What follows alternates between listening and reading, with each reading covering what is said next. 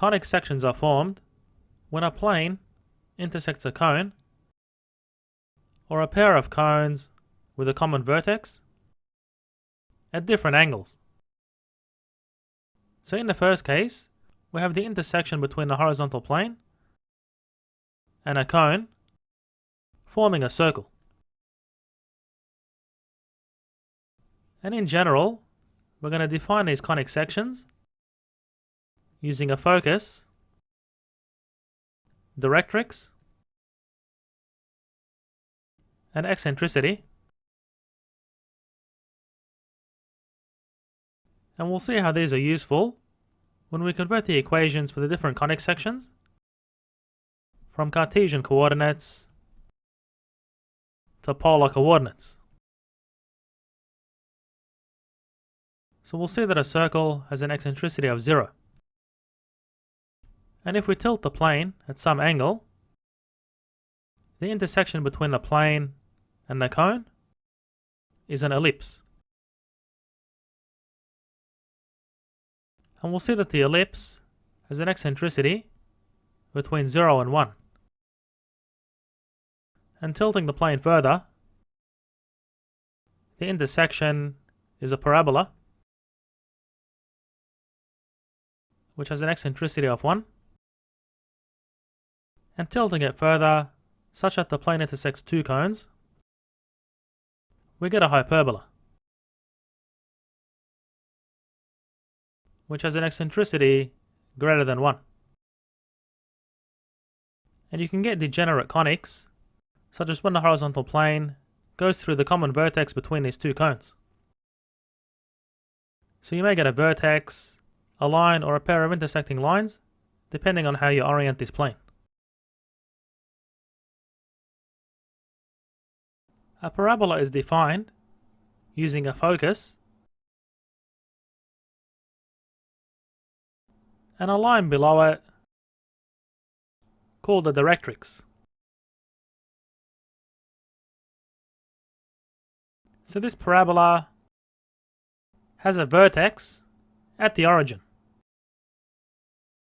And the condition for every point to be on the parabola is that the distance from the point to the focus is equal to the vertical distance from the point to the directrix. So we'll define this as point D. So therefore, if the focus has a y-coordinate of f, the directrix must be at minus f below the vertex of the parabola, such that this distance is equal to this one. So the distance of the point to the focus can be obtained using Pythagoras' theorem. So we have the square root of x minus 0 squared plus y minus f squared. And that's equal to the distance to the directrix. So that will be the square root of this distance y minus f, which is plus f squared. And now if you square both sides, we get rid of the square roots.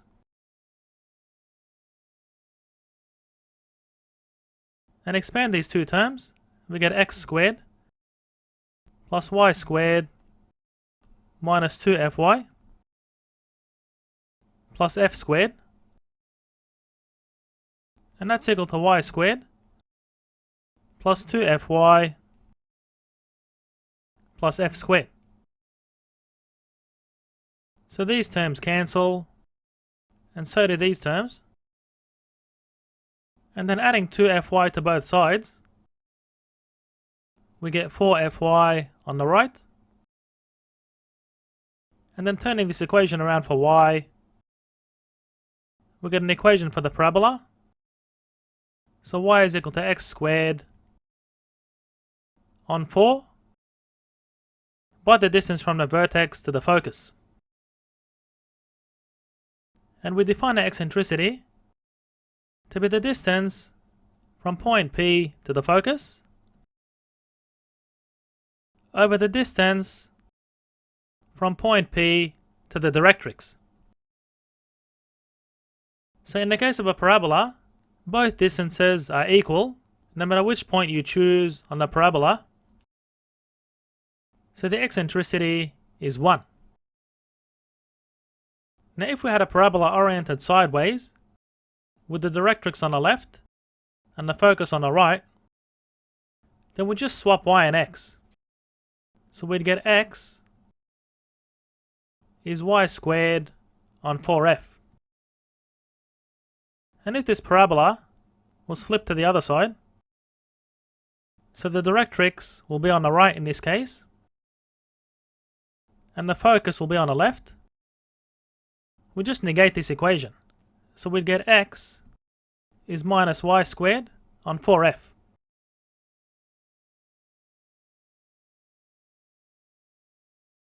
An ellipse has two foci, which are on the x-axis, and two directrices as shown, which are outside the ellipse.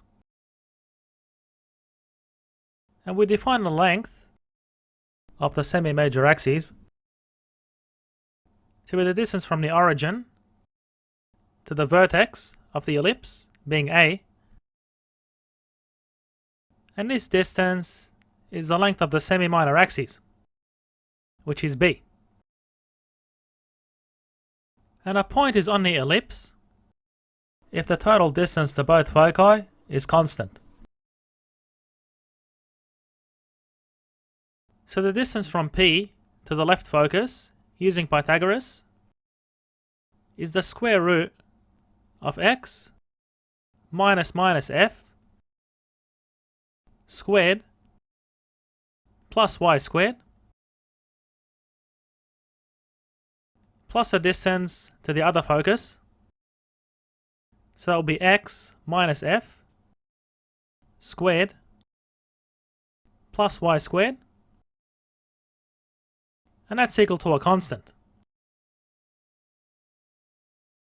So if we look at this point on the ellipse, the distance to this focus is a minus f, and the distance to the other focus is a plus f, which is 2a. And this is satisfied for every point, with the total distance to both foci is constant at 2a. And now if you do some algebra, you'll be able to write the equation of the ellipse as x squared on a squared plus y squared on a squared minus f squared. And that's equal to 1. Now if we look at this point on the ellipse, the distance to the right focus, using Pythagoras, is the square root of f squared plus b squared, and then multiplying this by 2 gives a total distance to both foci, which, as we said, is constant at 2a. And if you divide through by 2 and solve for b, you'd get b is the square root of a squared minus f squared. So we can replace this with the square of the semi-minor axes, which is the standard form for an ellipse. Now for every conic section, the eccentricity is defined as a ratio of the distance from a point to a focus to the distance between the point and a directrix. So here we have the distance of point P to the right hand focus on the distance from point P to the directrix. And you'll get a similar equation if the point was on the left hand side of the ellipse, using the other directrix and the other focus. Now if we choose this point on the ellipse, the distance to the focus is the square root of f squared plus b squared, and in the denominator, the distance of this point to the directrix is simply d. And from this relationship, we see the square root of f squared plus b squared is a. So therefore the directrix is a on the eccentricity. So this is the location of the directrix. And similarly for the other directrix, you get a location of minus a on E. And now if we observe this point, the eccentricity is the ratio of the distance to the focus, which is a minus f, and the distance of the directrix. So the directrix has a location of a on E, and then we subtract a to get this distance. So if you solve this for the focus, you'll get the focus in terms of the length of the semi-major axes and the eccentricity. So the left-hand focus will be located at minus AE, 0, and the coordinate of the right focus will be AE, 0. Now as we can see, from this relationship, we can write the eccentricity as equal to the focus on the length of the semi-major axes. So using this equation, the focus is the square root of a squared minus b squared, and over a gives the eccentricity. So as we can see, as a approaches b, the eccentricity becomes 0. So when a equals b, you get a circle with a constant radius. And if we take the case where b goes to 0, we see the eccentricity goes to 1, and the ellipse degenerates into a straight line. So therefore the eccentricity of the ellipse must be between 0 and 1. And finally, if you rotate this ellipse 90 degrees, such that the semi-major axis is along the y-axis, so the ellipse will look something like this, where the focal points will be on the y-axis in this case, and the directrices will be perpendicular to the y-axis, and the vertices of the ellipse will be on the y-axis. Then all we need to do is swap x and y to define this ellipse. So you'd have x squared on b squared plus y squared on a squared instead. A point is on a hyperbola if the distance between a point and one of the foci minus the distance from the point to the other focus is constant. So using Pythagoras, we have the distance to the left focus as the square root of x minus f squared plus y squared,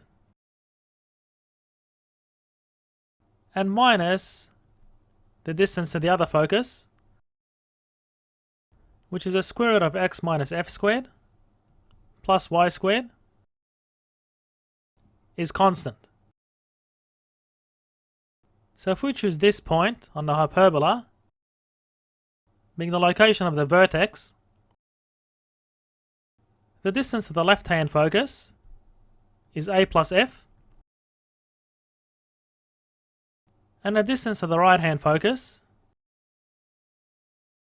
is f minus a. So the difference between those distances to the foci is 2a. And that's true for every point on the hyperbola. And if you apply similar algebra that we did for an ellipse, you'd get x squared on a squared plus y squared on a squared minus f squared is 1. So this time, because the position of the vertex is less than that of the focus, then we define b to be equal to the square root of f squared minus a squared. So we get a positive number in the square root. And therefore we can write this as minus b squared. So if you turn this equation around by writing a squared plus b squared is f squared, then we have a yellow circle with a radius of f,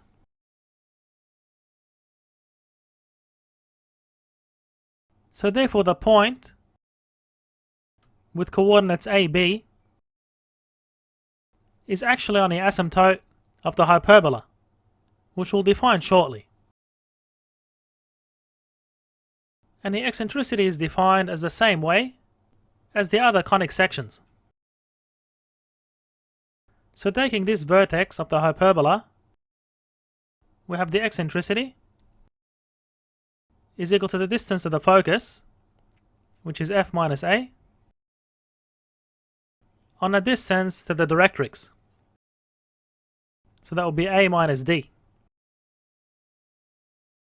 And similar to an ellipse, the eccentricity is also defined as the ratio of the focus to a, where a is the vertex of the hyperbola in this case. So if you substitute f is equal to ae, you'll be able to get the locations of the directrices as a on e and minus a on e. So we can rewrite the eccentricity as the square root of a squared plus b squared on a. And therefore the eccentricity of the hyperbola is always greater than 1, as we can see.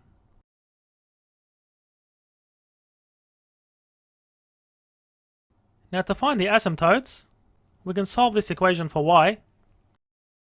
So I'll leave the algebra for you as an exercise, but what you'd get is y is equal to plus or minus b on a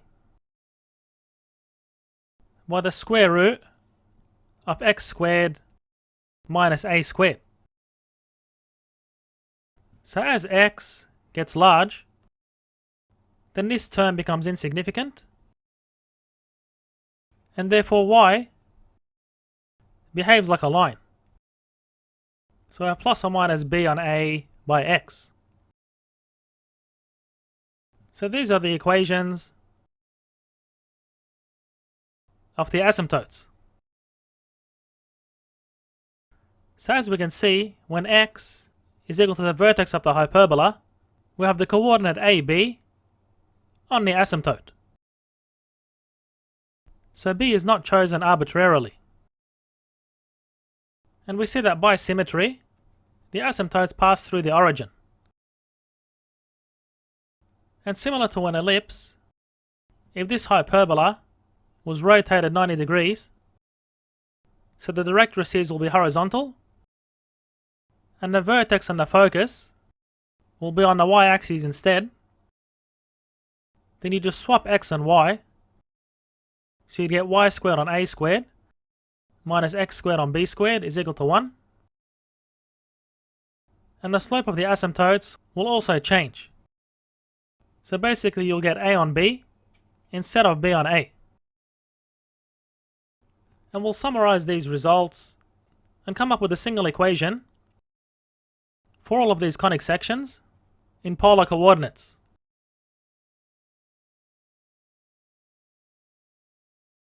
Let's now derive the equations for our conic sections in polar coordinates. And to do that, we're going to use the relationship between the eccentricity, which we saw was the ratio of the distance of a point on the curve to the focus on the distance of that point to the directrix. So what we do is take our polar curve and put the focus at the origin. So therefore in polar coordinates, the line from the focus to point P forms an angle of theta and has a distance of r.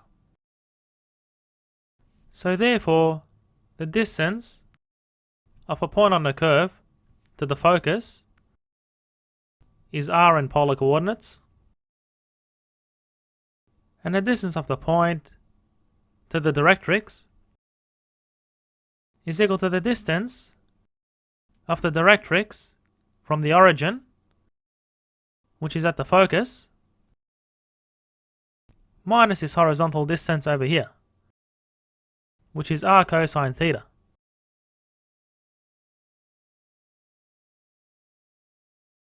And now if we substitute these expressions into the eccentricity equation, we get r on d minus r cosine theta. And if you solve this for r, we get r as a function of theta is equal to the distance of the directrix from the focus by the eccentricity over 1 plus e cosine theta. So this applies to all our conic sections by substituting the different eccentricities and the location of the directrix relative to the focus. So for this ellipse, for example, we found the directrix measured from the center of the ellipse as equal to a on e, and we found that the focus was at a distance of ae from the center, where a was the length of the semi-major axes. So therefore in polar coordinates, we want the distance of the directrix from the focus, which we put at the origin. So therefore d in this case is a on e, measured from the center of the ellipse, minus ae, which is the distance from the focus to the center of the ellipse. So if we multiply ae by e on e, we can write the directrix as a by 1 minus e squared on e. So therefore the polar equation for the ellipse can be written as a by 1 minus e squared, because this e will cancel with this e, over 1 plus e cosine theta. And similar to our other polar curves, for example, the cardioid, limacon, lemniscate, and so on, if the directrix was to the left of the focus, so for example, say if this curve was flipped the other way, then you'd have 1 minus e cosine theta in the denominator here. And if this curve was rotated 90 degrees, it'll look something like this, and the directrix will be on top. So we just replace this cosine theta with a sine theta. So we'd have 1 plus e sine theta. And similarly, if the curve was flipped like this, where the directrix is at the bottom, then you'd have 1 minus e sine theta. For the ellipse below, find the length of the semi-major axes and eccentricity. Well, from this polar plot, we can see the semi-major axis has a length of 2 plus 6 on 2, which is 4. So remember that the polar equation of the ellipse has one of the foci of the ellipse at the origin. Now to find the eccentricity, we choose a convenient angle of theta equals 0. So r of 0 is 2, and that's equal to a by 1 minus e squared on 1 plus e cosine 0, which is 1 plus e. So if you solve this equation for the eccentricity, we get e equals 1/2. And now we'll derive an expression for the derivative. So recall that dy dx is dy d theta on dx d theta, where x is r cosine theta and y is equal to r sine theta.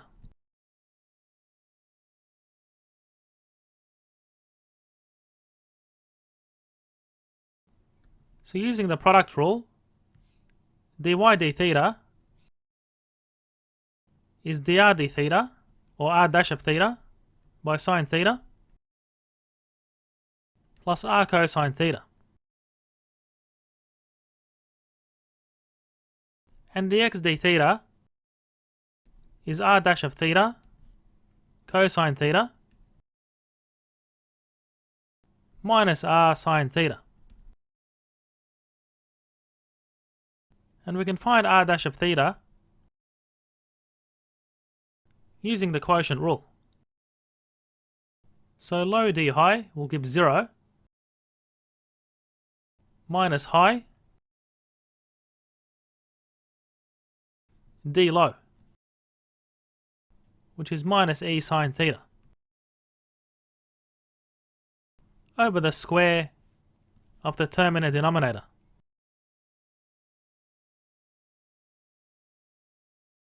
And therefore you can substitute for r dash of theta and r of theta and do some algebra to get your final expression for dy dx.